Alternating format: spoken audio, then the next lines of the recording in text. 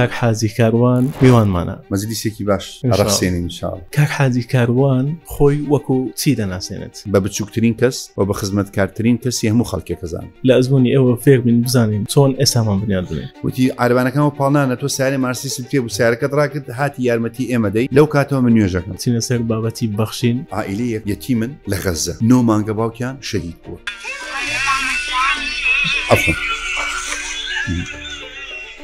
یەکەم جارە لە دوای 10 مانگە و مریشم بخۆ. ئەگەر ئەوەی کە ئێستا بە خەڵکی غەزبم حاڵەتە بەسەری هاتووە جوولەکەش بێ کە ئەیبینم ئاوایە بەهانایەوەیەت گەنجمان هەیە باریدارەیان بۆ شێوەیە لا تكن على العيش مجروح الفؤاد إنما الرزق على رب العباد. الله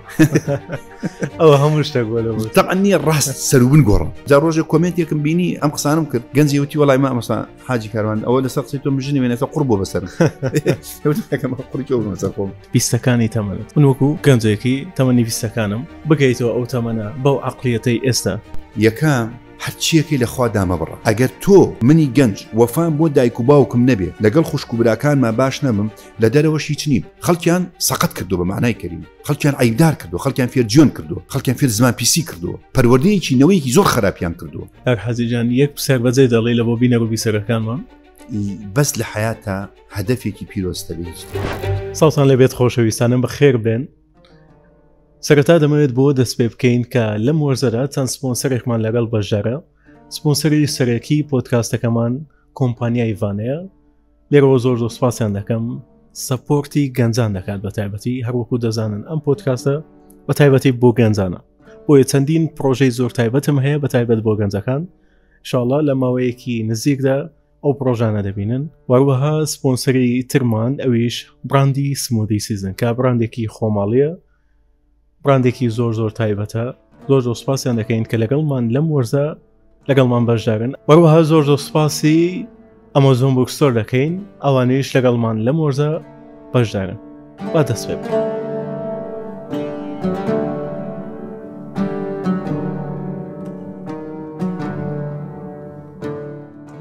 بیسەر و بینەرانی ڕادیۆی تەبە بەخێر بێن بۆ وەرزێکی نوێی پۆدکاستی تەبە لەگەڵ عەبدوڵڵا. لەم وەرزەدا هەروەکو وەرزی ڕابردوومان بە هەمان ناوەڕۆک لەسەر بابەتی گەنج بەردەوامین بەناویخوا. جا لەسەرەتادا دەمەوێت بۆ دەست پێ بکەم بە چیرۆکێکی کورت ئینجا دەچینە سەر بابەتەکە. دەڵێن ڕۆژێکیان گەنجێکی زۆر بە تووست و بە جوهد لە شارۆچکەیەکی قەرەباڵغدا دەبێت. ڕۆژێکیان پیرەژنێک دەبێنێت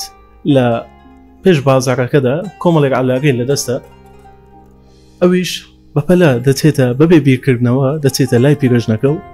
بەڵێ سەلام عەلەیکوم بەبێ ئەوەی بیناسێ بەبێ ئەوەی تەنها لەبەر ئەوەی ئەو گەنجە دڵێک یارمەتیدانی هەبووە بەپەلا دەچێتە لای و دەڵێت دایجان هەموو ئەو ئەشیانەی ئەو شانەی کە لەگەڵیدا هەیە هەموو شتەکانی لەگەڵ خۆی دەبات. پیرۆژنەکە شۆک دەبێت و بە شێوەیەکی سەرسوڕمان سێری گەنجەکە دەکات. دەڵێت ئەی گەنجان تۆ بەبێ ئەوەی من بناسی بەبێ ئەوەی هیچ شتێکت لێ داوا بکەم خۆت هاتیە لای من و هاتی یارمەتی منتە. گەنجەکە بە زەردەخەنەیەکی جوان بە پیرۆژنەکە دەڵێت دایەجان بە خۆت دەزانی ئێمەی گەنجی موسڵمان هەروەکو پێغەمبەرمان محەممەد صلی الله علیه وسلم فێرمانی کردو ئێمە ڕحیانەتی بەخشینمان هەبێت. جا ئەو بەخشینە بەخشینی کاتمان بێت یان بەخشینی یارمەتیەک بێت بە کەسێک یان سامانی ئێمە بێت بە بەخشینی کەسێک. پیرۆژنەکە بە شێوەیەکی سەرسوڕمان سەری دەسوڕمێ و دەڵێ وەڵڵاهی تۆ یەکێکی لەو گەنجانەی تاوەکو ئێستا بینی بێتم بەم شێوەیە جوانە مامەڵەم لەگەڵدا بکەیت. لێرە دەمەوێت لەو چیرۆکەوە دەست پێ بکەین کە ئێمەی گەنجان لەم کۆمەڵگەیەدا وەڵڵاهی بەو شێوازە لەگەڵ گەنج و لەگەڵ ئەوانەی کە بەتەمەنن یارمەتیان بدەین دا بە هەر شێوەیەک بێت کۆمەڵگەکەمان زۆر باشە دەبێت. بۆمە بەسەر ئەمڕۆ کاک حازی کاروان میوانمانە ئەویش کە بە بەخشین لەناو کۆمەڵگەکەماندا ناسراوە. زۆر بەخێراتی کاک حازی جان. سپاس مەمنونە. سەلامەتن ئینشاءالله. سپاس بۆ میوانداریە. سەلام خۆش بێ ئینشاءالله. مەزیدی سێکی باش ڕەخسێنین ئینشاءالله. ئینشاءالله. کاک حازی جان بینت لەگەڵ پۆدکاستان کووە؟ وەڵی ئێستا بۆتە شتێکی سەردەم بەڕێی من ڕیسالەی جوانە گەێنێ گەنج بەعام ئێستاکەمی لەسەر ئەم سوشیال میدیایە بە هەموو ناوەکانیەوە بە فەیسبوک و ئینستاگرام و بە تایبەتی تیکتۆکەوانە ئەمانش ڕۆلی خۆی بینیوە تا ئێستا کە بەڕێی من خەڵکی بە تایبەتی گەنجان متابعی تەلەڤیزیۆن ناکەن کە متابعەشەکە نازان متابعی چ کەناڵێ بکەن بەزەم بۆدکاستانە ینی ئەکەیتە لەختە و مقاتعات ینی پارچە پارچە ئەگاتە بەردەستیان ینی ئەگەر دەشتی خراپ ببینێ لە پۆدکاستێکا شتێکی ئاوها ببیستێ یعنی تۆ وەک بڵێ ئەگەر دەشتی خراپی خەزن کرد بێشتێ باش خەزنکە ئینشاءڵڵا ئەو شتە باشە و دەشتە خراپە ئەسرێتەوە بڵێ ئینشاءڵڵا لەبەرەوە بەڕاستی بەڕێی من هەر وەکو کەسانی وەکو جەنابتانیان دەستگایە وەکەم دەستگای ینی TBA ینی ئەمە پێویستە کۆمەلگاز پێویستی پێیە گەنج پێویستی پێیە تا لێرەوە بتوانین ئەو کەسانی کە خوا بەهرەیەکیان پێبەخشیوە خاوەن بەهرەیەکی باشن لێرەوە بتوانن هەم ئەزمموی خۆیان هەم علمی خۆیان هەم معریفەتی خۆیان بگەێنن بەو گەنجە چونکە بەڕاستی دنیا هەمووی ئەزمونە ژیان ئەزمونە ئەگەر ئیسفادە لە ئەزمموی یەک نەکەین لە ڕابردوو لە ئێستا ناتوانین داهاتوویەکی جوان بنیاد بنین سەلامەتی مرتاحی ئێستا دەست بکەین کاک حاجی گیان دەمەوێت سەرەتا بۆی دەست پێ بکەین کاک حاجی کاروان خۆی وەکو چی دەناسێنێت من حەزم لە هین نییە لە مەدەح نییە و حەزم لە مجاملەش نییە و حەزم لە شتێک نییە کە تیامانە بێ باسی بکەم یعنی لە هەر مەقامێکا ببێتم ولا هەر ناوێکم هەبوو بێ هەم شوهرە هەم منسەب هەم دەسەڵاتێکیشم ئەگەر هەبوو بێ دایمە وشەیەکەیە کە من بۆ خۆم دامناوە لە ژیانە ئەوش وشەی خزمەتکارە یعنی کاتی خۆی مامۆستا سعیدی نورسی بە ڕەحمەت بێ یعنی ئەو مەدرسەکەی لەسەر و ئەساسە دامەزران من زۆر ینی بەش بە حاڵی خۆم لە تەمەنی گەنجێتیە بەش کەسێکم لەو کەسانی کە معجیب بوومە بەو پیاوە گەورەیە کە کووردە و مەبەستم لایەنە کوردێکە بۆ وشەیەک نییانی مەبەستمەوەی کە باپیرە گەورەی ئێمە نەمانە ئیسفادەی لێ بکەین ینی ئەو هەر بە خزمەتن ینی مەبەستم ینی ئینسان چەند گەورە بێ لە تەمەنە و لە منسەبە و لە شوهرەیە ئەبێ خۆی بە خزمەتکار بزانێ ینی من تاکە شتێک کە دڵم خۆشە پێی بەوەیە کە خۆم بە خزمەتکارە زانم و تەمەناشم کردوخوا بە خزمەت بە ناوی خزمەتکارێکەوە لە قیامەتە بانگم بکات ئەنا هیچ ناوێکی تر لەم دنیاە بانگخوازەڵێ لەبەرەوەی ناوەکە بە ملمە هاتووە حاجی ئەڵێ هەموو عالم حاجە فەقیرترین عینە یعنی ناوە وەنیە چکە هەموو کەس مام حاجی وەنیە لای خۆی دەوڵەمەند ئەمە بەستم ینی بۆ مەسەن لام طبیعی مەسەن حاجی کاران بۆ لە بۆ بڵێن لەبەرەوەی فەقیرترین شتە نە مامۆستایە وەنیە نە عالیمە نە زانایە ڕوتبەیەکی نییە وەنیە لەبەرەوە من ینی خۆم وا ئەناسێنم بە بچووکترین کەس و بە خزمەتکارترین کەسی هەموو خەڵکێک زانم ئەوە قسەی دڵی خۆمە چکەگەر نەیلێ ئەگەر وانە بم ناتوانم وا بکەم نازانم دوو ڕووی بکەم نازانم مجاملە بکەم هەر خۆم حەزم بەوەیە چکە بە پێی حەدیسی پێغەمبەری خوا صلی الله علیه و سلم ئەگەر گەورەبی کەبیر القەومی خادیمهم وەنیە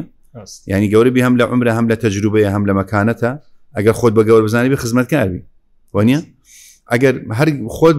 لە ناو خەڵکێکا گەورەبی و ناوێکت هەیە مثلا من تواضع لله هكذا ونيا رفعه الله هكذا وبيغمبري خاص صلى الله عليه وسلم كلهم من قولتر بو وسيد المرسلين بو يعني أوجاش أيود أنا ابن امرأة كانت تأكل القديد في مكة من كوري جنيك بوم لما كي قوشتي وشكوية خوات أو يعني إمامي عمر خوي بخوي ودي بخين يا عمر تو عمر جانب يتعامل عمر يعني بقول لك عمر ونيا يعني عمروك أو شتيشي أو جاران وابي استاكبي بخليفة مسلمانان خود لينا قوري أو جا من هرواب ما الحمد لله كاك حاجي دمد بتين لايك كتر كاك حاجي كاروان تون جيشو تواسي استي چونك لو دمد بتين سر بابتا اما يو كانت دمانويت لازمني او فيربين لازمني او فيربين بزانين تون اسامن بنيان بنين من لا ببيرم دي لدم تمني يتر بيشي 15 وانا يعني طموحهم هبو بمشتيك بو اويشتي بكم بمشتيه بو اويشتي بكم بلام او طموحه تنا هدفهم او نبو يعني لبيناوي اوي بمشتيك بو خوم لبيناوي او حزم لي بمشتيك خدمت بكم يعني حزم لي بو جيدستم ديار بي حزم لي بو بم سايو سيبري خلكاني حزم لي بو بم ماي ري نشاندري خلق او حزمرتيابو حەزم لێ بوو ینی بتوانم خەڵکێک دڵی شکاو دڵی چاکەم خەڵکی جیرفانی بەتاڵە جیرفانی پڕکەم حەزم لێ بوو ڕێنمایی خەڵک بکەم حەزم لێ بوو خەمی خەڵک هەڵگرم ینی حەزم لەو بابەتە بوو ئەو هەفتەیە گەنجێک لە ئەوروپا تەلەفۆنی کرد وتی مامۆستا من ئێستا لە ئەوروپا من مناڵ بووم لەگە برایەکمە عارەبانەیەکمان هەبوو لێمانە خوڕی بە هەردووکمان بچووک بووین من لە بیرم نییە بەس خێزانم کە ئەو تەلەفۆنێکی لەگەڵم بوو لە سەمای خارجی بوو جۆی لێ بوو ئەس ئەو لە بیری تیژەوە من نەبوو وتی من لە بیرمە وتی عارەبانەکەمەوە پاڵنانە تۆ سیارێ مارسی پێ بوو سیارەکەت ڕاکرد هاتی یارمەتی ئێمە دەی لەو کاتەوە من نوێژەکەم یعنی بووە سەبەبی هیدایەتی ئەو کەس هەمن هەر لە بیرم نیە من بەستم لە چی دێ ینی من ئەڕوحیەتەکەم تایە ینی ئەوهای بۆیە ینی من لە مناڵیەوە ئەم خولیایم هەبوو لە پێناوی ئەوەی کە ئینسان مەسا حەزەکە لێ من ببم بە تاجیرە بەس حەزەکە پارەی هەبێ من حەزم لێ بوو بم بە تاجیر و پارەم هەبێ بەڵام لە پێناوی ئەوەی کە بتوانم خزمەتی پێ بکەم حەزم لێ بوو ببم بۆی بە مامۆستایەک بم زۆر تەمەنامە کرد حەزم مامۆستایەتی مەکتەب بوو بۆ ئەوەی بتوانم خەڵک پەروەردە بکەم خەڵکی استفادە بم حەزم لێ بوو بم بە ڕەسام زۆرم حەز لێ بوو بۆ بتوانم بۆکو ڕسمی جارە کاریکاتەرێکەکەی لەو هەموو کتابە بە قۆترە جارێ وایە حەزم لێ بوو بم بە شاعر شعر نووسی دوای هەمیم دڕامکوین لە شعر ناچوو شعریش بەهرەیە هەرمون لە ڕێی شعرەوە خزمەت دەکەم هەوڵی زۆرمدا ئەخیران هاتمە سەر ئەوەی کە خواهێنە منێنە سەر ئەوەی کە ئەبێ ئەم بەهرەی کە هەمە مەسەلەی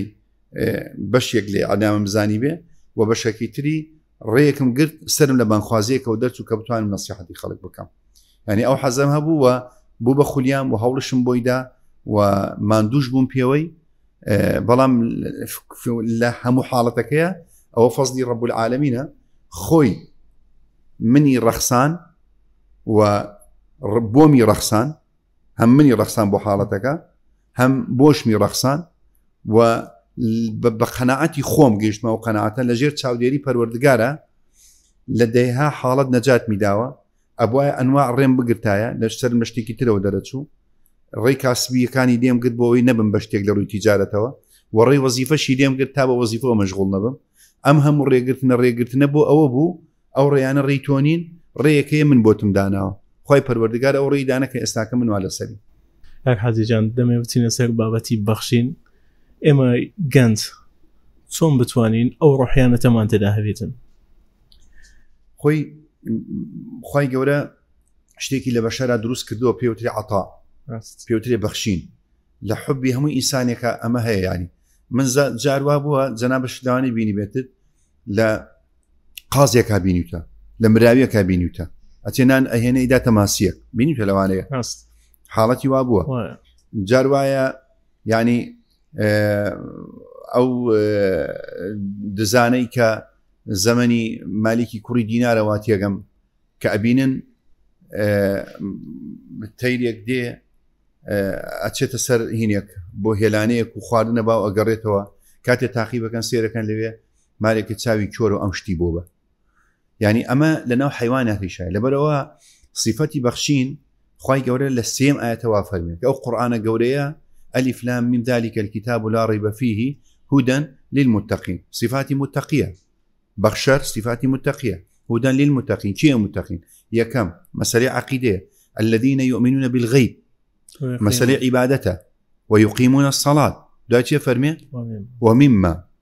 رزقناهم ينفقون كواتا مما كمجهولة مما كهمشتك قريتها بخشين هرونية وبارتها ببخشي بەڵکو بەخشین ئەو عیلمەی هەتە کە بیبەخشی وەقت ببەخشی توانیت توانای خۆت ببەخشی گەنجێتیت ببەخشی زمان جاروایە تەبەسوم وکە هەر بەبێەوەی هیچیش بڵێ ڕووخۆشیەکەت بەخشینە سەدەقەیە وەنیە ئەخێ کەلیمەت و طەیبە سەدەقە یعنی بەخشینەکان ئەوەندە مەجالیتیایە بۆ پرسیارەکە بۆ خوا پێ خۆشە لەبەر ئەوەی خۆی وایە خۆی بەخشەرە هەموو شتێک هەیە هەم خوا داوێتی خوا چەند شتی داوە بە تۆ هیچ ناژمێردرێ وەنیە معتیە وەنیە لەبەر ئەوە خوا ئەو سیفەتەی پێخۆشە لە عەبدەکانی هەبێ خوا سەخیە خوا جەوادێک لە ناوەکانی وبالفعل جەواد ینی بێحەدە بەخشێ لەبەرەوە پێخۆشە عەبدەکانی جوابن ئەو مەسەلەی بەخشینە یعنی خوای گەورە ڕەبتی کردووە بە کۆمەڵە شتێکەوە ڕەبتی کردووە بە دڵەوە ڕەبتی کردووە بە ژیانی کۆمەڵایەتیتەوە ربطي كردو بحالتي نفسي. فأما من أعطى واتقى وصدق بالحسنى فسنيسر اليسرى أو عطايتها به إنسان كاري وناسانك من كان في عون أخي كان الله في عوني ونيا يارمتي كسب دي خوي جوري يارمتي تدا أو بخشيني بستو لابردني دردو بلاو بخشيني بستو بشكاندني كودي دستت كرزيلة بي شو إنسان أجر نبخشي رزيلة بي رزيليش لم جيانا هم بو خوي مالو إيرانيا هم بو دورو بريج مالو إيرانيا كواتب بخشين إنسان لأنانية كأمر يقل نخوش يكانا يعني أنانية بس تو خمد لخود بي بس خم بو خود بخوي بس بو خود أو جيفانة تبي بريكي يعني أو إنسان خوا خوشي نابي دوام أو حسودي ناميني كتو بخشيت حسود نابي يعني تو أبخشي يعني أظن خوا داوي بي أو جارا لقل بخشينك يا محبة وخوشويسي دروس تبي يعني إنسان أجر بكسكاني بخشي قايورا يعني محبتي عن بودروستك يعني زوج جارا وتدي إنسان لبخشينا أو كسي كورجري أو كسي كأداء أبخشي كم ينزيات عند سكة بخشرك بو أو كبارك ورجري بس بارك ورجري أي أو كأبخشي جاري باركي كم ناكا أو هيج دوم بوي زيادة به أو هر بارك اللي بارك ونيا تدفع البلاء بلا مصيبتي لسلاج ونيا أو جارا يعني نخوشي لسلاج داو مرضاكم بالصدقة أو جارا أم صدقية هردا مسألة مرقادية بوت يكسر ديت لا يسرد نال ملك الموت أزيد الدا فرياتك أو جارا لقبركات برسيار اللي أكله عن ماله فيما اكتسبه ونيا وبما أنفقه البتشي ورد قدو بتشي سرفت كر كواتا ليو بخشيت ليو فرياتك أو شرش أو حوت أو لقيامتها صدق ظل المؤمن صدقته ونيا في غمر خاصة فبي هيج تيك بقت صدقة لا إخوة قرزني لسر ميزان حسنات لسر بردي سيرات فرياتك يعني تو لايكم دا 15 دور هجري لبس لما زالي صدقة كه بوي براسي يعني بخشين يعني زور قوري يعني إنسان يقولوش تاني كضلي إنسان خوشة كلام جيانا بخشينا چونك أو بخشينا أدبات الدروي خود إذا تو دروي خود أو تو هرب خود يرداني شيء استفادة ناكي ونيا بلا ما قلت شو تأمدي أودي بقري دقل خلق بيارمتي أو بدي جيانك يزور خوشتر أبي دا إستاكا أم مثلا أنانية وخو برستي وخود برستية بوتنا خوشيكي سردم سارة سري تيجاك هذه سارة سري أمانة كباس ما نكر إنسان نبي بير لخوي بكاتو تنها من أورجا هنا كم بيني هندي ميرولة ورد ميرولة بيني لا هنا كان لبردم بو ميشولي كي جورا بو هميان لسريبون هوني أمريت أكون سري برسيارك اللي ويا هميان زانيان أول ويا ما خير يقل زانيوتي سدير دابنيا يك شيريني بارتيا باقلوا دابنيا ده دقيقة الوروا يك ميرولة زانيوتي بوني كردوا أم ميرولة جهازي بيه تلفوني بوكبتين زوفي ورم بفلان كافتريا لا والله وانا لايني واني امير اللي ريكي بالريبه تو تصورك ريكي بالريبه شو بانجاني كردوها انت بخوش يا هاتو لقال يعني لو انا شات بيته بدوري مزان يعني وجاك تصير او ميروليا كي يعني فيري او ابيد كاو بوخوي ناجي يعني شتيكي ابي هاوريكاني اسفادي لي كان دوربري اسفادي لي كان بو يسيركي يقل مشكله كاني است مشاكل عائلي زور بو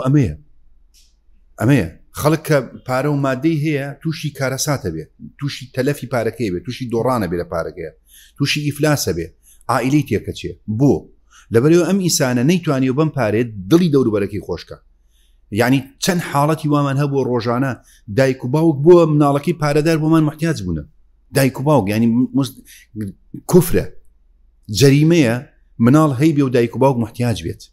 جريمه براستي براد محتاج بيت تو برا كسي كي خولنا عائلك يا خو درجي رزقي ديك كليتو بو إلي برا كان محتاج بيت بو با خوشك شوشي كرد بي اي او خوشك تو جركته بو إلي محتاج بيت او جابي انسان بيريه كامله دور بركي بكاتوا طبعا عائلي خود بدرجه تو بتخاون شنو منال هي لقلب برامج شنو منالكي واي هل بجدي برامج شنو منالكي رزيل وسفيله دوم برامج خوشكو برا كانوا دايك الرقم يكا دايكو باو عفوا او جا حتى خزمو كسكانش بو لبر اوي مثلا يعني كسوكاركان ابينن نزيكان ابينن بس يسمى نازانم كي دولمند من نازان دولمند ثانيه تا تشاوم لمالكيبه بلا ما غير من براكم زور دولمند ومني زور فقير بوم تشاوم ليبيت اي امهم ازاري كايبينم اخرو ازاره تو هيك النبي ونان النبي يعني زور زحمته هر تشاو لو بيت تشاو لو ادواي او تووشی مصیبەت دێ عائیلی تێکە چێ ینی خی گەورە لی ئەسەنێتەوە بۆیە ما نقص مال من صدقة يعني أو وعدي رب العالمين مالي إنسان بصدقة يعني كم ناكد مستحيلة بوي براسي يعني من اليوم بخشين يعني لدواي عقيدة بدرجة أو جارة عبادة كنيجة ونيا ومما رزقناهم ينفقون أو السيمي اشتكى القرآن باس كذا وكأم صفتي مسلمانة أو كات أجر أما ببيه بالطواوتي بخشينها بيه فقير نامينه كز محتاج نابي دو كاتا خلق مشاكل نابي يعني التأثير حتى للاياني فسادي أخلاقنا وأمتي شكا ملتي شكا ناهي له زوربي هندي حالتي فقيرين إنسان برو كفر ما برو فساد كأم كسب خشارنا هبون لنا وكمال جاية أم إنساني أنجي دستي دياله بوي براسي من إنسان بدوب كاتوا يكم وكو إيمان داري بوشي ببخشم لبرخوا وخواتي مداته مالكت كم ناكا لبري أوا سطع دشت بو زياد أكاد يعني حالتي وابو يعني من رجل بياوي كاتنا تلفوني كر وتيكاك حاجي دوا رقم هي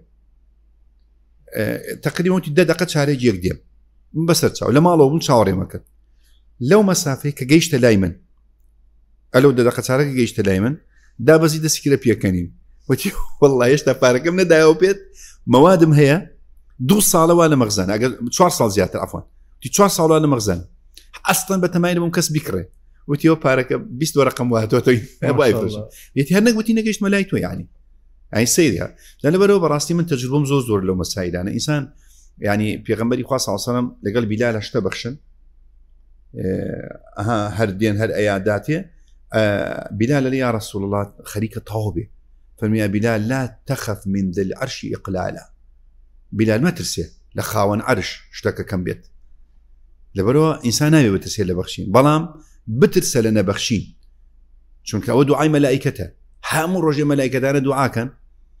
إخوة أوي أبخشي باركي زياد كي أوي نا بخشي مالكي بتلفدي زي برو دعاء ملائكته كانوا بكون هر حزيجان كاريجر ترين سيروك عند سندين صالة لأنه كاري بخشين لي يك لو تسيرو كاني ك هیچ کاتێک لە ژیان لە بیری نەکەی چییە هەم لە ڕووی وەرگرەکەمیش لە ڕووی بەخشەرەکە وڵاهی زۆر بوونە سوزانم من ئاتەشتم لە بیر دەچێتەوە بەڵام ڕۆژێک لە ڕادیۆ بووین پیاوێک هات 2 سەتلی ماستی پێبوو سەتلی بەتاڵ سەتلی بەتاڵی پێم لەنەوەتەکان منجڵ ئەم منجڵانە نەبوو بەکار ناهات منجڵی ماست منجڵەکەی باغا بوو سەتلێک بوو باغە نەبوو سەتلێکی فافۆن بوو دەستکەکەشی فافۆن سەڵتیەکە بوو تایبەت بوو بۆ ماست ئەوە تایبەت بوو بۆ ماست بە ئیشی تر نەبوو بەزەوەستە نەماوە بە تەمەن بوو هات وتی ئەو پارەیەم هێناوە شتمەوە چی کاک حاجی بەدەستەوە وتی وەڵای من کەسێک یەک چێڵی داوە پێم مانگایەکی داوە پێم ئەم مانگای بەخێوەکەم بۆ ئەو شیرەکەی ئەەکەم بە ماست بوو بە 2 سەتڵ سەڵتێکی من سەڵتێکی ئەو من پارەی سەڵەکەی خۆم هێناوە خۆزگەوتی گەنج بوومایە لەگەڵ ئێوە خزمەتم بکردایە دەستی کرد بە گریان قەت لە بیرم ناچێت ئەو بەخشینە زۆر مهمە یعنی ئەوە کەی من باسی نەوەتەکان بۆکەم کە خەڵک نان نەبوو بیخوا لە یعنی باوەڕ کە چوینە ماڵێک لەو تەیراوەیە قەت لە بیرم ناچێت 5 کچی و بە گریان هاتمە دەرەوە پیاوێ بە تەمەن بە سزمان ئەو جا من کە بە تایبەتی کچ ئەبینم فەقیر بێ زۆر دڵم پێسوێ کوور بە حاڵ هەرچی چۆنە بێ خۆی بەڕێەکە بەس کچ دەسەڵاتی نییە زۆر گوناحە کە بینیم وتی یەک تەنەکە گەنمیش بێ بمادەنێ گەنم نەک ئارد گەنم من لە بیرم چووە داومە بە کێ شکڵەکەم لە بیر چوو لەم بینە ئافرەتی هات یارمەتی هێنا وتی نامناسی وتم ناوە وتی من ئەو ئافرەتە ماڵمان لەوێ بوو ئەو تەنەکە گەنمەی ئێوە نەوای ئەمە هیچمانەوە قەت ئەوانەم لەبی ناچێ من یعنی ئێستا یعنی لەم ئەم ڕۆژانی کە ئێستاکەتیایە ئەژین دەیەها حاڵەتی وامان بوو دەیە حاڵەت من بۆ نمونە ئێستا من ئەمە پێنیشانەدەم ئەوە ئاخر ڤیدۆی ئەم 4 ڕۆژەیە کە من عائیلەیەک یەتیمن لە غەزە 9 مانگە باوکیان شەهید بووە دایکە تەلەفۆنامەی نات ئەوجا من کامل عنوانە لێ ئەسەنم بە هەوێ و بە ڤیدۆ بە مستەمسەکە بۆم بێنن $500 بۆیان نارد ئەوە ڤیدۆکێ عفوا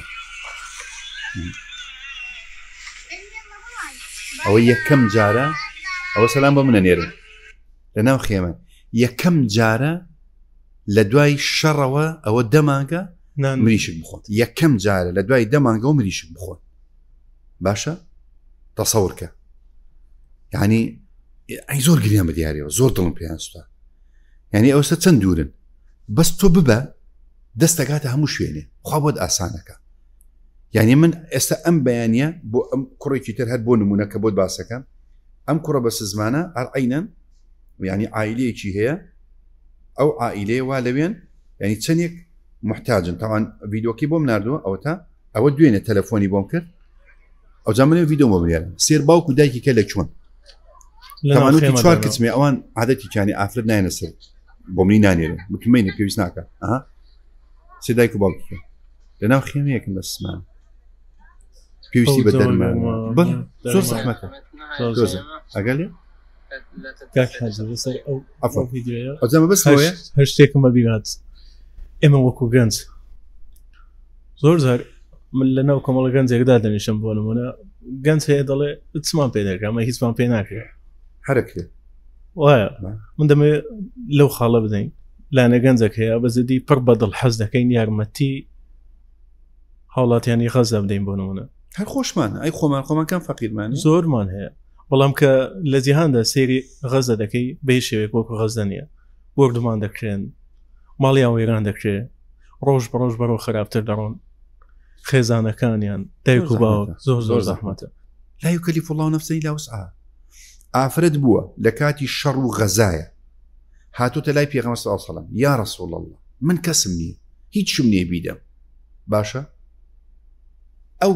گەنجەم هەیە ئەنەس با خزمەتت کە قوتەیبە یەکێک لەو قائیدە ئیسلامیانە بوو کە بیلادی وڵاتی بوخارست و ئەوانەی فتح کرد جمهوریەتی ڕۆسیای ئێستا ئافرەتێک دێ بۆ لای کوڕێکی هەیە 14 ساڵە 15 ساڵە 15 ساڵ تۆ چۆن توانی بیبی بۆ شەڕ کوڕەکە کە هادوتی ئەم کوڕەم هەیە وتی ئەخرەوە بچوو کە من چی لێ بکەم کوڕەکە دەستی کرد بە گریان تی مستەحیلە هەردێ زۆر هەوڵیدا کەزانی ئەم گەنجێکی ئاوە بەغیرەتە ئەوە وتی بابێ لەگەڵمان بەڵام هات چۆنە لەی جێیش هەیە لە دواوە تۆ خەریک خواردنی وتی هەرچیەکم پێکەن بەس دێم تاوان کوڕەکەی برد لەگەڵ خۆی دایکە کە چی داپێی دینا وتی من هیچم نییە تا بەشدار بم لەم شەڕ ئەوە هیچ کوڕەکە هات بەس خۆم چیم هەیە ئافرەتی ئەو سەردەمە دیارە قژی درێژ بووە هەردوو کەزی قژی بڕیەوە تەبان ئافرەت جوانی و جەمالی ئافرەت لە قژەیەکی ینی ئافرەت قژی خۆیان زۆر خۆشەوێ خاصەن ئەی قەدیم هەردوو کەزیەکەی ئەدا تێرەبی کە ڕەشمەی قامچی دەستە دیا بۆ ئەسپەکەت تا بەشدار بم لە غەزایە بەشدار بم لە غەزایە ئەی بۆ یعنی من بۆ نەتوانم یانی تەبان ئەو کوڕی کە ئەڕۆن سبحان الله لەوێ بریندار ئەبێت لەناو شەڕیش نەبوو لە کاتێکە شەهید دەبێت یعنی من ئێستا من ڕێمان نییە بچین بۆ ئەوێ بەڵام ڕێی ئەومانی یارمەتیان بۆ بنێری وە نییە مەڵێ ناتوانم خۆتوانی دوعا بکەی ئەتوانی بەدڵ یعنی حەز بکەی سەرکەون و ئەشتوانی 1000 دیناریش بێ بەشدار بی چونکە هەر بەشداری نەکردنەکە خۆی بۆ خۆی خەتەرە هەر نییە دوعا بکە یاخی خۆ دوعانە جان مشکلە ئەوەی کابرا پێی خۆش نییە سەرکەونەوە گەورەی خەتەرە هەندێک لایەن هەیە دەڵێ زمانی ئێمە نییە بۆ نمونە جارە لە ئیسلامە سنوور نییە هیچ نەقەومیەتە من ئەگەر تورک بێ عەرەب بێ ئەفغان بێ فڵان بێ ئینگلیز بێ ئێستا کە خەڵکی ئەمریکا بێ مسلمانیش نەبێ ئەمەی بەسەر خەزەیە هاتووە هەمان ئیشمە کرد من بۆ خۆم ئەگەر ئەوەی کە ئێستا بە خەڵکی غەزبم حاڵەتە بەسەری هاتووە جوولەکەش بێ کە ئەیبینم ئاوایە بەهانایەوەیەت چونکە خوا دیاری نەکردو تۆ ئیلا بێ مسلمان بە یارمەتی بدەیت ومما رزقناهم ينفقون ئەوەیە کە تۆ هەر کەسێک شایانی بەخشین بێ بیبەخشی یعنی ئەمە هەم مسلمانە هەم ئینسانە وەنیە هەم لە ڕیباتایە خاستان ئەمان ئێستاکە بە پێی حەدیث پێغەمبەری خوا صلی الله علیه وسلم فەرمێ یعنی ئەم ئەفەرمێ لە زەمەنی عند فەسادی ئومەتی لە زەمانێک کە فەساد دەبێ عەلەیکم بالجیهاد جیهاد بکەن وأفضل الجهاد الرباط باشترین جیهاد چییە مانەوەی لە سەنگەر ڕیبات یعنی سەنگەر بگری و بەجێ نێڵی وأفضل الرباط ئەسقەلان ئەسقەلان ینی غەزە پێغمبەر باسی کردو یعنی تو دوای واگە ناتوانین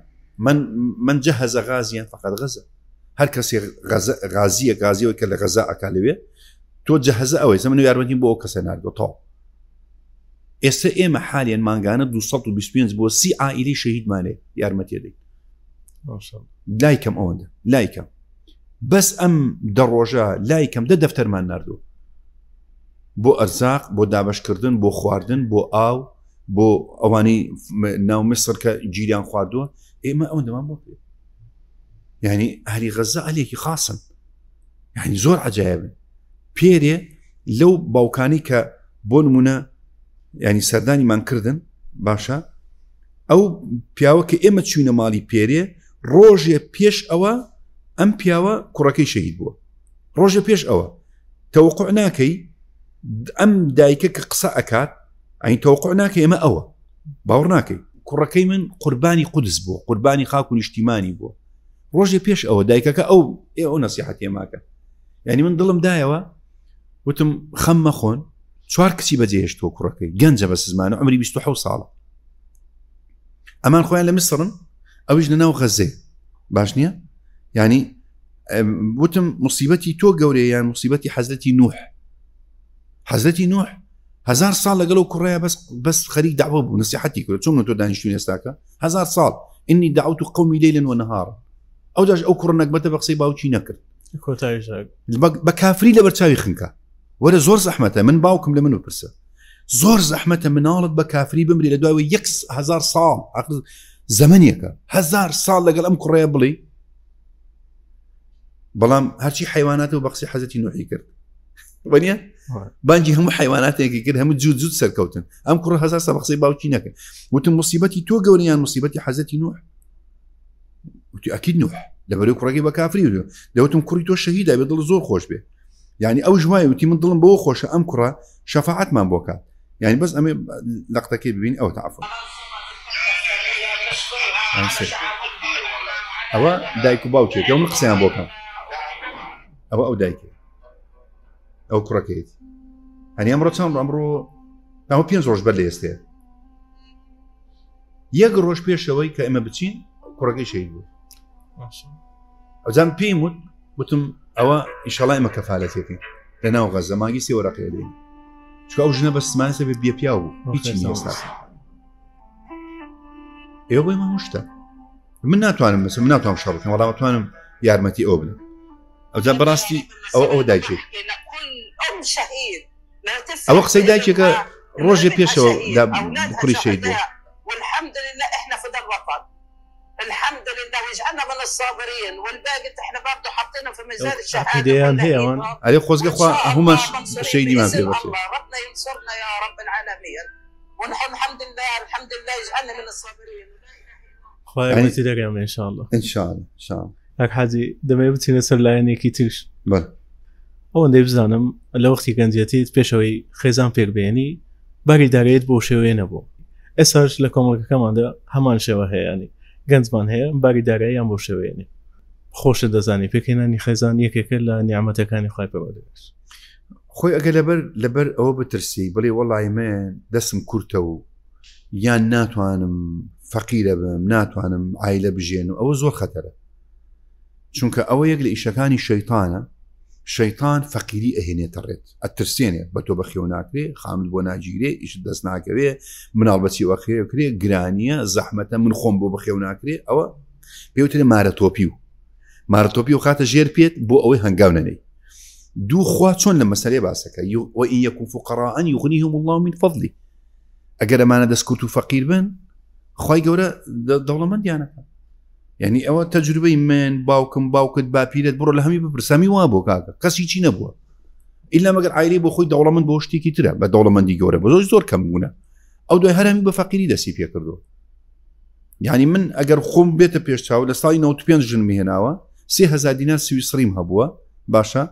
نەکرێ چیش بووم مەعاشەکەم 700 دینار بوو 500 دینارمەدا بکرێ ئێستا من ناڵم وا شووی کردەوە ژنی هێناوە هیچ مشکلە ئەخوای گەورە ژیان میو ڕاستە بە کول لە مەرگی گەورە ئەبی بەڵام خۆشیان نابێ بوەستێ نابێت لەبەر لە ترسی فەقیری ژنێنی چکە زۆر عیبە لبروي وما تدري نفس ماذا تكسب غدا وما تدري نازاني سبيني تو چی دەستەکەوێت ئەوەی دوێنێ عربانەی با پاڵەنا ئێستاکە معمەلی دنیای هەیە ئەوەی دوێنێ من نەفەر بووە یارمەتیمان داوە 4 ساڵ 5 ساڵ کەفالەت بووە لە لای ئێمە کوڕی گەورەی عائیلە بووە محتیاجی دینارێک بووە نەی بووە کرێمستێ فرۆشت ئەو پێریانزەی ئازار کەپر بە کەپرە گەڕە ئێستا خاوەن 20 ملیۆن دلار کاک خاوەن 20,000 دینار نەبوو خوای گەورە دەرگێری ئەکاتەوە بەوە نییە مەترسێ خوا ڕزاق یا ڕزاق نییە خلاص نزی بترسێ خلاص ئەوجا من کاتی خۆی پێشەوەی ژن بێنم لەنەوە تو 3 و 4 بازار نیشتیمانت بینیوە بەرامبەر بازاری نیشتیمان هەم مرتباتێک و ئەوەی لێە ئێستا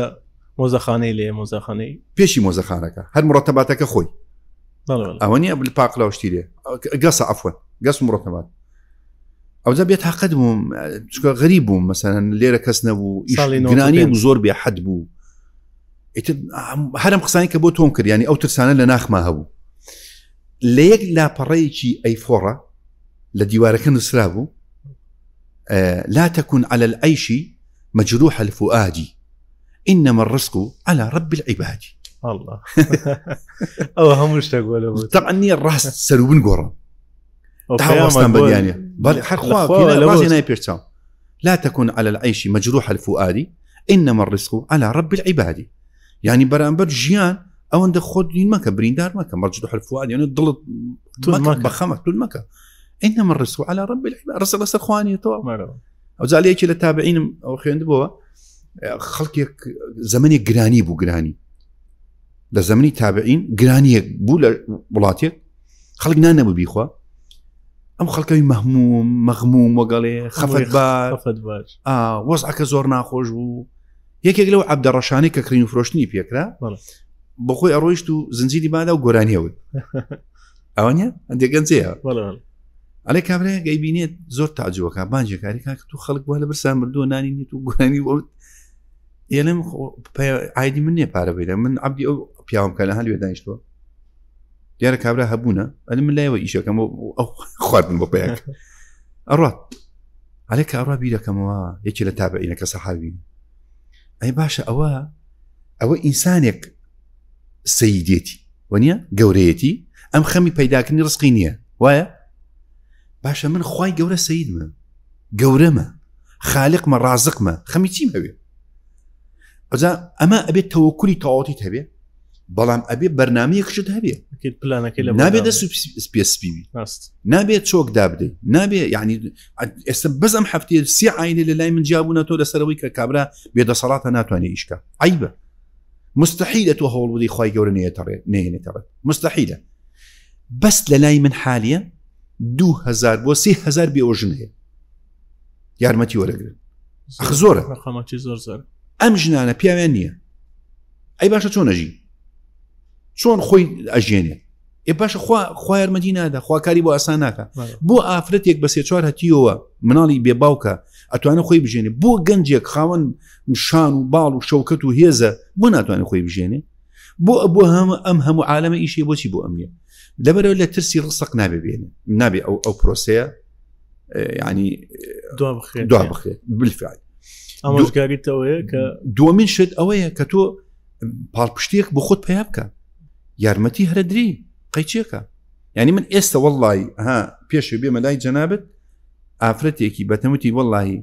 نوي خوما قورم كردوا يتيمة بيدايكو باوكا خيرتك أقر يارمتي بدي جني بوديانو طبعا من كيالي كيالي جني بوديان زورم بيا خوش يارمتي بدا وتم دائما لما تاخمي خيبو بكره يوتي والله ممنوني اخي كان من دس يقرم تو دس يقري حتى اخو يقري وانيا جنجه زماني ام اخوازي بس زمانه زور طبيعيه جني بوديان شو مشكله جنجه ورجعت تلام بدون مليون دينار همشتكي كامل كردو بدون مليون دينار جني قاسوتو مالشي دانا ايسا بو خو ايشكا راس لوانيه معيشتي هي منارشي هي معيشتي هالقرصه ما بس موي نابي لسر معيشت او بيني مزار روجه كومنت يكن بيني ام قصانم كر گەنجی وتی وڵای ما مەسا حاجی کاروان ئەوە لەسەر قسەی تۆ مژنی وێنێتە قوڕ بۆ بەسەرم قوڕی تۆ بۆ بەسەر خۆم چ بکەم ینی ئێستا وایت یعنی ئەگەر من بە فەقیری بژیم ئەوە عەزیزی لای خوام خۆشەویستی لای خوامە نییە و چاوەڕێشم خوا دەرگێکم لێ بکاتەوە زۆر ئاسایە چ مشکلە ئینسان ئەبێ لە ژیانیان نەترسێ اقتحامی بێ فەلەقتەحەمە العەقەبە نابێت ترس لە دڵتا هەبێ خاسە لەسەر مەسەلەی ڕزق چاود لە خوا بێ خوا دەرگە لێ ئەکات یەقینت هیچ شکیتیانی هیچ شکیتیانی لەبەرەوە گەنج بەڕێی من ینی بەڕاستی ببێتە خەمی و وەکو عمریش بەڕێی من گەنج نەگاتە 30 ساڵ خاستن لەو سەردەمێ لە 25 ئەوسەر گەنجان لەوانە دەمیان ئاوکان دیچان ئەوە تەخێتی ئەو پەڕی 26 ئەو پەڕی 27 بەڕێی من نێنن لەوە زیاتر بێ چونکە تام و چێژی هەڵبژاردن و پێکەوە ژیان و دەستگیراندارەتی و دڵدارەتی و عشقایەتی حەڵاڵ ئەو تەمەنە زۆر خۆشە و ئیختیارەکەت ئاسان گەنج هەتا بچێتە سەرەوە ئیختیاری قورسە لە بابەتی اختیارکردن وەکو گەنجێک ئەنە بۆ نمونە کەسێکت بەدڵە بە هەمونەوەکان لە ڕووی شەرعیەتەوە پێش ئەوە دڵداری دەکەن و ئینجا هاوسەرگیریەکە دەکەن ڕاستێ لەسەرەوە کاک حەزیجان دوێنێ کەسێک پەیوەندی کرد وتی بە دڵداری ئێستەمارەکراوم مەبەستمۆنی هەر شت نییە هەمووشی هەر خراپ نەتیجەکی خراپ بوو بێ ئێوە تێسە من لە فترەی مارە بڕینم 2 مانگە مارە بکراوم ئێستا بۆم دەرکردەوە دەستگیرانەکەم وا لەگەڵ 1-2 ئافرەتی ترایە هێشتا نەشی گواسوتەوە ئەم دەرگەکردنەوەی زۆر خەتەرە کچ یا کوڕ دەرگەی لە خۆی کردو خاستەن کچ ینی ناسکترە حاڵوباری خراپتر ئەبێ ئەگەر کوڕ لە مجتەمەعی ئێمەیە بزان ئەگەر عیلاقەی لەگە کوڕێک شاه و کچێکە هەبووە ینی بزرە بێ گەنج بووە ئەلێن گەنج بووە بەزام ئەگەر بڵێن کچەکە عیلاقەی هەبوو نالێن گەنج بووە ئەوە قوڕێک لێ بەسەرێ لەبەرە بێ کت زۆر حەزەر بێ یعنی ئەگەر کەسەکە بەدڵی بوو هەوڵ بدە ینی بەدڵت بوو قەیچەکە مخاتەبەشی بکەیت قەیچەکە قسەشی لەگەڵ بکەیت بۆ زەواجی تیشکاریتیان نییە قەیچەکە چاوەڕۆی یەکتریش بکەن هەتا ئەو کاتێککە ئەگونجێ تیشکاریتیان نییە یان فترێ مارە ببڕێتە دوای کەی توانی بیگوازیتەوە زۆر طبیعیە بۆیە یعنی ئەوە خوارڕی لێ نەگرتووە بەوەی کە تۆ دڵت بۆ کەسێک چوو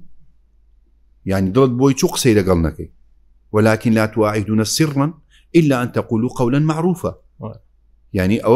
أجر بو قولي معروف زواجه كاكمل زواج اللي قلبكم يان من نيري يان دايك تنيري يان فلان اللي يجي كنيري قيتشي كابير يجي إشكالي تانية بس أو زمانه ما بستم أويا أو زمانه بتايبتي زمانك زور خطر زور زحمته واختيارك زحمة الأبي چونك براسي زور بي لقريزم هلا من همو كز جوانا بزاوي كتوبيا جوانا ناميني هاد باشي توناكا زو أيمن أي قابيان وني لا والله براسي ما أو زي كهتاب يعني توا إنسان بتايبتي جنج يعني كركاء عليهم حتى بمين يتوا خراب تربي بو لبروي عقلي زيادة تحكمك على اختيار كردن يعني اختيارك لا كسيش ما لا عقل درناتشي يعني بقياسي كبير كرنوما لا عقل درناتشي مثلا تشبيه نبي ام هنا ام كرسيات جوانا ونيا بلام زور باش نيه بس دبروي جوانا اي كرم بس ابداي بتسم ليشي دم دانيش من بزم تماديك ولا شو دروس كراو تسنتي باش ان شاء الله ما بس يعني درناتشي لفاسم زين نابي كجوربو للثمنه اسمعيني يعني أما ده مواصفاتي تيكا نايدو زيتو وقت ما قاقي بني إسرائيلي دي هاك حاجي أسا تمنيكي زورتان ما شاء الله تبراوند ولا جيان أزمونيشي زورتان هي دم يبتسينا سر تمني جنزيتيت بيستكاني تمنت ونوكو جنزيكي تمني بيستكانم بقيتو أو تمنا بو عقليتي إستا سيدا قريلا عندك يكام حتشيكي لخوا داما برا كفتريكا إنسان لو تمنى خوشويستي خواي بدس هنا مقام يكن بوخد دروس كل إخوا يتل أو مقام لدزناده دو دز لعبادة برمدة شو شاب نشأ في عبادة الله أو فتري بالصالي أوانا وهجدو بيستو أو عمره عبادة زور عجائبة بو أو جنجة شاب نشأ بله يستدعي برامبر جيان برامبر شيطان برامبر ناخوشيكان وبرامبر خوشيكان لا عبادة دامة بتشرا شو خوشترين فترة عبادة جنجيتي زۆر خۆشە یعنی ئەو وەصفە بۆ خۆت بەدەست بێنە لای خوا گەورەترین مرتبەیە گەورەترین مەقامە شاب نەشأ فی عیبادەتی لە گەنجێک خۆی تەکوین کە لەسەر عیبادەتی خوا ئەو عیلاقە و عیبادەتە زۆر مهمە زۆر زەحمەتەکە حاجی چەندێ زەحمەت بێ ئەجرەکەت گەورەیە چەندێ زەحمەت بێ لەزەتەکەت زۆرە مەقامت زیاتر بەرزە بێ یعنی تۆ مەسەلەن لەناو عائیلەیەکی فول مسلمانە ملتەزیمە گەورە بە نالێم منەتیتیانە فەرقیە لەگەڵ گەنجێکە لە دەروێک کە هەموو فەسادێک لە بەردەستی تی نایکە ئەوەی پێغەمبەری خوا صلی الله علیه و سلم فەرمێ من تمسك بسنتي عند فساد أمتي فله أجر 100 شهيد أو ل10 شهيد کەسێک دەست بە سنەتی منەوە بگرێ یا ئەوەتە دەستی لێ بەرنەدا ئەجری بەقەدە شەهیدی ئێوە وایە ئەمە گەورەیە کاکە مەقامەکە بەرزە ئەوە خاڵی یەکەم خاڵی دووەم گەنج بۆ ئەوەی گەنجێتێتی خۆی لەدەست نەدایان شتێکی دێنێ ئەبێت لەگەڵ کەسی باشە بگەڕێ لا تصاحب إلا مؤمنا بەتایبەتی ئێستا ڕەفاقەتی ئیماندار نافەرمێ مسلمان بەعام هەموو خەڵک مسلمانە بەڵام مؤمن ملتزمە بە عیبادەت و ئەخلاقیاتی ئیسلام ئەو فەرقی هەیە چوارەم نەکات لەناو عائیلەدا بچڕێت چکە عائیلەیە شخصیت و کەسایەتی و دینداریت ئەپارێزێ ئەگەر تۆ منی گەنج وەفام بۆ دایک و باوکم نەبێ لەگەڵ خوشک و براکانمان باش نەبم لە دەرەوەشی چنیم بۆیە ئەم سەردەمە خەریکە گەنجە بن لەناو خێزانەکان شخصیەتی ئەدۆڕێنن پێنجەمین ئەوەیە پاراستنی کەسایەتی خۆی شخصیەتی خۆی هەندێک شوێن حتا بەیانی لە ناویچی ئەم شوێنانەی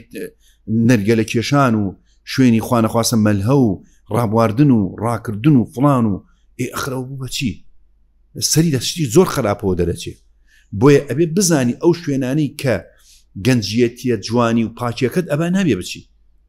ئەو کەس و برادرانەی کە بەرەو شوێنی خراپت ئەبن نابێ بچی لەگەڵیان ئەو مصاحبەیە زۆر گرنگە یعنی ئەم سەردەمە ئەبێ یەک دوو برادری ملتەزیمت هەبێ لەوان فێری دین بی لەوان فێری ئەخلاقی جوان بی ژیان بەوەوە خۆشە ئەمە نقطەیەکی تر ئەوەیە کە ئەبێت یعنی شتێکت هەبێ بۆ خۆت ینی بەهرەیەکت هەبێ خوێندنیەکت هەبێ هەوڵدەی بۆ شەهادەیەک دایما ئەوە لە پێش چاوی ینی تۆ کەسی وا مثلا دوێن ئەم شەو لە مەجلیسێک بووم دوو گەنجی لێ بوون هەردووکیان لە سەد شەش وازیان هێناوە هەر گەشتنە پۆلیسەش وازیان هێناوە تا هەیە ستۆپەکات قەناعەتی نامێنە بە خوێندن بەڵام ئەو دوو گەنجە فەشەریان نێناوە ئێستاکە بۆ خۆیان هەردووکیان ژنیان هێناوە و متەمەکینیشن کاسبی ئەکەن مەبەستمەوەیە یعنی من هەر نالم ئیلا خوێندن هەیە لە خوێندنە مۆفەق نییە کات بەڵام تۆ خوێندنەکە لەسەر تەواویکەی بۆ تەواو نەکرا زانیت خۆت نییەلەوە دامەنیشە بەدێرە بۆم ناکری بۆم ناکرۆ کاسبی بکە زۆرجار لە کاسبی خوا دەرگای ڕزق لێ کاتەوە ئەم 4-5 شتەوە لێکە کە تۆ مەشغوڵ بی یەک بەخواوە مەشغوڵی دایمە دڵ دای خوایە ئەلا بدیکە دای تەطمئین القلوب دوو بە عائیلەوە مەشغوڵی سێ لەگەڵ برادری باشە مەشغوڵی ئێمە لەمە خۆشتر هەیە بەخۆش بەهشتی ژیان ئەمێ هەر بەجددی ینی بەهشتی ژیان ئەمێ وەرە ئەمەی لێ دەرکە ئەبێ ڕاکە ڕاک بێ دایمە نەرگەلە و جگەرە و ڕابواردن و سەر مخدرات و دەرچێ و سجن کردن و شەڕ کردن و داوێن پیسی و من نامرتاحی و نەکەت ژن تەداتێ و نەبی بە خاوەن ژن و نەبی بە خاوەن مناڵ و هیلاک و ماندوو ئەلی وڵات بێزارم لەو حیاتە تەمان بێزاری بەڵام ئەگەر هەدەفێ جوانت هەبوو گەورەترین هەدەف بە قەناعەتی من و هەرواشە ڕەزامەندی خوایە بە پاکی و سەلامەتی بگەڕێیتەوە لای خوا و ئەگەر ئەم لەگەڵ خوایە ژیان وەگوتم بەریتە سەر عائیلە تێک نەدەی وەنیە لەوە خۆشتر نیە تۆ لە ژێر سایە و سێبەری دایک و باوکێکی باشە ژیان بەریتە سەر لە دوای ئەوە سێبەری خۆت وەکو خێزانێک لەگەڵ خێزان تا وەکو ڕەفیقێک لەگەڵ خێزان تابی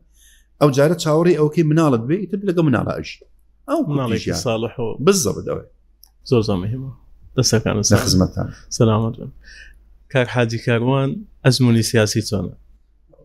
زین کورد یەک مشکلی کورد و خەڵکی کوردستانیش بە تورکمان و بە کورد و بە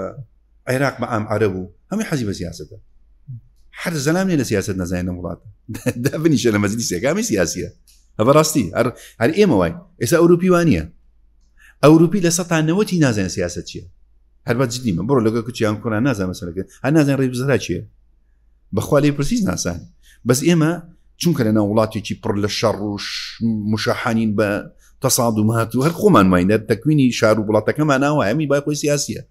بانخوازبی هەر لە سیاست دەزانی مهندس بێ لە سیاست زانین دکتۆر بێ لە سیاست زانین علاقی بۆ نییە بەڵام کاری سیاسی شتێکی ترە من کە یعنی چوومە ناو پەرلەمانەوە پەرلەمان کاری سیاسی نییە پەرلەمان یعنی شوێنێکی ڕسمیە یاسادا ینی شوێنێکە ینی حکومەتت بۆ تشکیلەکە حکومەتت بۆ محاسەباکە یاسادا ئەنێ وەنی کاروباری خەڵکە با بەڕێوە وەنیە هەموو وڵاتێک پێویستی بە پەرلەمانە بەڵام لەم وڵاتە شەڕی سیاسی پێ ئەکرێ ئەوەیە من زۆر ویستم خۆم بپارێزم بەس ناتوانی بۆ ناتوانی تۆ ئەبێ ڕخنە لە دەسەڵات بگری ئێلێ ئەگری کاکە لە یانگرانی دەسەڵات دێت ئاجزەبن ئێنایگیری تۆ پەرلەمانتاری خەڵک دەنگی پێدا محاسبەتەکەن گوناحبارەبی ئەوەی نییە لێمە پەرلەمانتارێکە یە قسە ناکەیت ئەلیمە بۆچی دەنگمان پێداوە شەیتان و ئەخرەسە لەبەرەوە لە هەموو نەکانە یعنی من بەڕێی من وەکو بانخوازیە باش نییە بچمە ئەو مەجاالێ ئەو باش نەبوو بچم باش نەبوو لەبەر نەوەکو خۆم ئەنا من خۆم من خۆم سیقم بە خۆم هەیە لەو مەجاالێ ئیشکان و توانیشمە الحەمدولیلا بەس مەبەستەکەم لە چی دێ من بانخوازم با بەناو بچکو لەم کوردستانی تورکمان عەرەب یەکێتی پارتی سۆشیالیست فڵان هەموو جۆم لێ ئەگرێ چکە من باسی دینی بۆکەم باسی خۆی بۆکەم خوای هەمومانە دینی هەمومانە یعنی من مڵکی هەمویانم من مڵکی پارتیم یەکێتیم شوعیم ئەلمانیم ئیسلامیم یەکگرتوون کۆمەڵم فڵان مڵکی هەموو خۆمە مڵکی مێزان بەڵام کە کاتێک نەقدێک لە حیزبێکە گری لە یانگرانی و حیزبێتر جۆ لێ ناگرن من کەواتە زەرەرم لەودا ئەو مشکیلەکەیە ناشتوانی نەیکەی يعني من خم لو بس الحمد لله لو 4 ساڵە حتا توانیم توازنی خۆم پاراست بەڵام هەر ئەوەش بووم يعني عیبدار بووم کە بس ئەوە تقریبا 9 ساڵە خەریکی ڕاستکردنەوەی ئەو بارم 9 ساڵە الحمد لله يعني سواز بۆ خۆ من بەعام خۆم لە دڵەوە ڕقم لە کەس نییە خێری هەموو کەسم ئەوێ عیلاقم بەوەنی هەر ڕەنجەکە عیلاقم بەوەنی هەر قەومیەتێکە يعني ئەو پەیامی هەمە هەر گەیاندوم و هەر ئەیگەێنم من ئیشم بەوەیە ئەم بەرەو جەهەنەم نەچێ و ئیشم بەوەیە دنیای نەفەوتێ لە ڕووی خێزانیەوە کابرا ئاستێک بووە لەسەر قسەی من لە مستەوای لق و کۆمیتە و شت بووە چون کچەکەیم هێناوتە داوە دەستی زاواکەی چی مشکلەمان نەبوو بۆیە خۆم بە مڵکی هەمووی ئەزان یعنی ئەزمونە سیاسیەکە من خۆم حەزم لێ بوو ویستم ینی تەمەنامە کرد پەرلەمان ئەو ڕۆڵ و دەورەی بمایە دەجایتریش خۆمەڵە بژاردەوە پەشیمان نیم لەوە بەڵام پەشیمانم لەوەی کە ئەم وڵاتە ئیشەکان خۆی سەقەتن یعنی ناشرینت ئەکەن من نەقد لێ ناگرم لەبەر ڕقم لێتە نەقد لێ بگرم ئیشەکە سەقەتە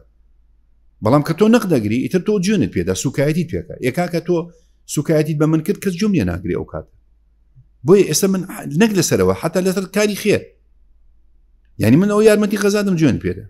یارمەتی یەتیمەتی هەر جوێنت پێدا لە وڵاتێکین پەروەردەیەکی سەقەت کراوە لەلایەن ئەم سیاسیانەی کوردستانەوە خەڵکیان سەقەت کردو بە معنای کەریم خەڵکیان عیبدار کردو خەڵکیان فێر جوێن کردو خەڵکیان فێر زمان پیسی کردووە پەروەردەیەکی نەوەیەکی زۆر خراپیان کردووە نەوەیەک بەس خەریک دزیە خەڵکێک بەس خەریک دزیە خەڵکێکی تریان خسۆتە سەر ئەو جادەیە جوێن بەیەکەدەن سوکایەتی بەیەکترەکەن ئەوانش بەکەی خۆیان دانیشتونە یەک کوڕیەک دەسەڵاتدارم پێ بڵێ بێتە سەر جادە نییە یەک کوڕیەک دەسەڵاتدارم پێ بڵێ بێتە سەر تەلەڤیزیۆن قسە بەیەک بڵێ نایکێ نییە هەر ئەوەی عیبدارەکە ئەو ڕەشوڕوتی ئەو سەرجادە ئەو فەقیرەیە جوێنی پێ ئەدا شەڕی پێ ئەکا دزی پێ ئەکا بەخۆ ڕاستە خۆیدا بەکوش بێ ئەوش بە خۆی دانیشتووە ساغ و سەلامەتە ئەوجاکە ئەم خەمانە ئەبینی من نەمتوانی قسە نەکەم بۆ یەکە کاتێک چوونە ئەو بابەتەوە بۆ ئەوە چوم وتم وەکو بانخوازی خزمەتم کردووە باوەکو پەرلەمانتارێکش خزمەت بکەم بەڵام واللهی خۆشایەدە لەسەر ئەو قسەی کە ئەیکەم ئەوەندە تەماحی دنیام پێ نەبوو ئەوەندە یعنی چۆنەڵی هینێکی دنیایم نەبووە پێی بڵێ وڵاتیتەوە ناوی خۆم استیقلال کام وەکو بانخوازی خەڵک دەنگمەداتێ ناوە یعنی من لێرەوە سوپاسی هەموو کەسێکن کە متمانیان بە منداوە الحەمدوللا متمانەشیان نەدۆڕە الحەمدوللا یەکێک لەو کەسانێک کە لە ژیانتە کاریگەرترین کەس چێە وەکو بڵێ هەر کەسێکدا لە مێژوودا بیتن هەر کەسێکە واللهی من بەعام ئەوەی کە هەبوونە لە ژیان و کە زۆر تاسیرم کە چەند کەسێک بوون کە ئەوە نەماون مەسەلەن مامۆستا سەعیدی نورسی بەڕەحمەت بێ حەسەن بەنا بەڕەحمەت بێ سەید قوتب بەڕەحمەت بێ ئەوانە زۆر گەورە بوون لە ناو کوردەواری خۆمانە ئەو تەماسای نووسیشە کووردە شێ مەحموود پیاوێکی ئازا بوو یعنی بەرامبەر ئینگلیز وەستا لەوەی کە وڵاتەکەی داگیر نەکرێ سەلاح الدین ئەیوبی ئەبالێ صلاح الدين يعني یەکێکە لەو کەسانی کە بەجددی ینی من هەستەکەم خوێنی ئەومانتیایە ینی غیرەتم بۆ دینداری زۆرە ئەوانە بوون ینی زیاتر لە ژیانمەوە بڵین کۆنەکان تازەکان لەوانە من زۆر ئیسفادەوە مەسا عەبدوڕەحمان سدیق کردووە مامۆستا ئیبراهیم خەلیل کە مامۆستام بوو لە کەرکووک لە یازار مامۆستای خۆم ێزانم زۆر ئیسفادەم لێ کردووە الحەمدولillah هەر حەزیجان یەک پرسیار بەجێ دەڵێ لە بۆ بینەر و بیسەرەکانمان لە بۆ گەنجەکان بەڵێ هەر پرسیارێک بێتن واللهی من ئەڵێم بە یەک پرسیار گەنج خۆی ئەدۆزێتەوە ژیانشی خۆی خۆشەکە یعنی بەس لە حیاتە هەدەفێکی پیرۆستە بە هیچتر هەوڵ دەبۆ تحقیقی ئەو هەدەفە چه هەدەفێک هەیە لە ژیان بەجددی چه هەدەفێک تێ ئەوجا لە دوای ئەو هەدەفە وەرە خوارەوە هەدەفەکان ئەگەر لێ بۆ وڵای مەعاش بێ مەعاشە تەواو بێ بمە مەعاش خۆ دەوڵەمەند بم دەوڵەمەندێکش هەر بەجێ دێت وانە ژن بێنم شوو بکەم هەمووی هەرە بێ بەڵام گەورەترین هەدەف لە ژیان تا خۆت ئیختیاریکە من لە ناو قسەکانە باسم کرد یعنی چه هەدەفێکت هەیە لە ژیان هەدەفێکی پیرۆز کە ئەم هەدەفە لە دوای مردنشت فریاد کرد ئەوە چکە هەموو هەدەفێک لە ژیانە لەگە مردنا کۆتایی پێدێ هەندێکی پێش مردنیش کۆتایی پێدێ مثلا وڵای هیوایەت مەسیاری بگرێ کرد دوایە کۆنەبی فرۆشی بەڵام هەدەفێکت هەبێ ئەم هەدەفە لە ژیان و لە دنیاشە هەدەفی پێغەمبەرانە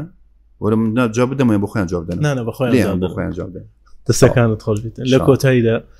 چ لە بۆ پۆدکاستەکەمان هەیە لە بۆ بینەر و بیسەرەکانمان بەتایبەت بۆ چینی گەنجەکان واللهی ینی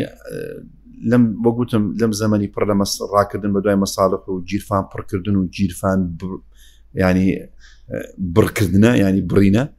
لەم زەمەنی هەڵخەڵەتاندونە لەم زەمەنی فەساد بڵاوکردنەوەیە لەم زەمەنی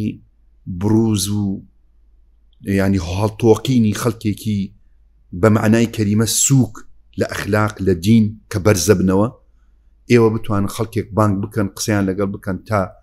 جێدەستیان دیار بێت لە ڕووی دین لە ڕووی ئەخلاق لە ڕووی علم لە ڕووی معرفەت هەروە بوون ئینشاءالله ئەوانە زۆر زەرورن بۆ ئێستاکە ینی ئێستا ئەو زەمانەیە بەڕاستی لەگەڵ ڕێزم بۆ هەموو لایەک دوو ڕۆژ لە سوشیال میدیا خۆی سوکە بەرز دەبێت وەکو پوش ئەو بەرزبوونەوە وەکو پوش و گەڵا و گۆڵ وایە لەسەر ئاو ینی هیچ نییە ینی ئەو زەمانە ئاو هایە بۆی جۆتان لەوە نەبێ مەسە ئینسان هین نەبێت ینی مەرج نییە ئیلا ئەوە بێ ناوێکی هەبێ و دەنگێکی هەبێ و ڕەنگێکی هەبێ ینی نە هەموو دەنگێ باشە نە هەموو ڕەنگێ باشە نە هەموو ناوێکیش باشە ئەوەی کە باشە ئەوەی فەئەمە الزەبەد فەیەذهەب جوفاء ئەوەی کەفە ئەڕوا وأما ما ينفع الناس فيمكث في الأرض ئەوەی کە منفعت دارە بە دوای ئەوە بگەن ئینشاءالله پۆدکاستی ئەوە شەر لەو بابەتێ دەستان خۆش بێ سوپاستانەکەم بۆ میێوانداریە زۆر سوپاس ئینشاءالله شتی خراپمان نەوت دەستەکانت خۆش بێ سەلامەت یا رب بینەر و بیسەرانمان لە ڕادیۆی تەبا لێرەدا هاتینە کۆتایی ئەڵقەی یەکەمی وەرزی دووەمی پۆدکاستی تەبا لەگەڵ عەبدوڵڵا تا ئەڵقەیەکی تر بە خوداتان دەسپێرم و خوداتان لەگەڵ